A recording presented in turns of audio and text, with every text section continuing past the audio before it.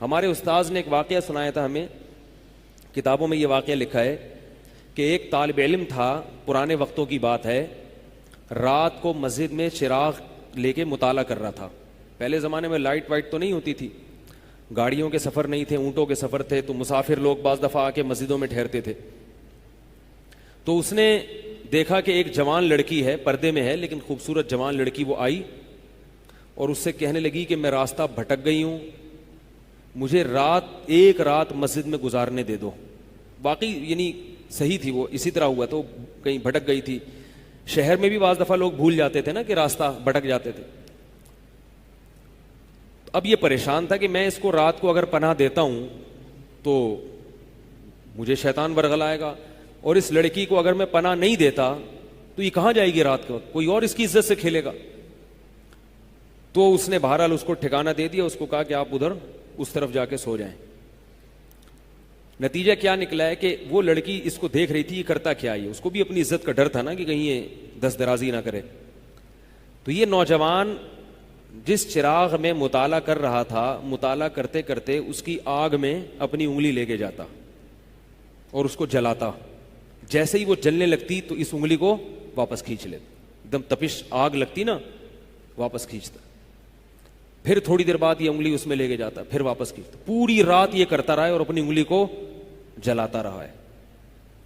صبح جیسے ہی ہوئی ہے، اس نے فوراً، صبح صادق ہوئی نا فجر کی اذان کا وقت، اس نے فوراً اس لڑکی سے کہا یہاں سے چلی جاؤ، فوراً یہاں سے فوراً چلی جاؤ۔ اس نے کہا اللہ کی قسم اس وقت تک نہیں جاؤں گی جب تک تم یہ معاجرہ نہیں بتاؤ گی رات تم نے کیا ہے۔ تو کہنے لگا یہ میرا اور اللہ کا معاملہ ہے، میں تمہیں نہیں بتا سکتا۔ اس نے پھر اللہ کا واسطہ دے کے کہا، اس نے کہا میں جاؤں گی نہیں یہاں سے جب تک بتاؤ گے نہیں۔ اس نے کہا شیطان مجھے ورغلا رہا تھا کہ ایک جوان لڑکی ہے، اجنبی ہے، کوئی دیکھنے والا نہیں ہے، کوئی دیکھنے والا نہیں ہے، تو زنا کر لو اس سے، کوئی دیکھنے والا نہیں ہے۔ شیطان مجھے لے کے جاتا تھا تو میں اپنی انگلی آگ میں جلاتا تھا، اپنے نفس کو یہ سمجھانے کے لیے کہ دنیا کی آگ برداشت کر سکتا ہے، جہنم کی بھی برداشت کر لینا، جہنم کی بھی برداشت کر لینا پھر۔ اور اگر تجھ سے یہ برداشت نہیں ہو رہی تو وہ کیسے برداشت کرے گا؟ کہہ رہے جب میں آگ میں جلنے لگتا تھا نا تو میری چیخ نکلتی تھی کہ یار یہ نہیں ہو رہی تو وہ کیسے برداشت ہوگی۔ حدیث میں آتا ہے جہنم کی آگ دنیا کی آگ سے 70 گنا زیادہ گرم ہے، 70 گنا زیادہ گرم۔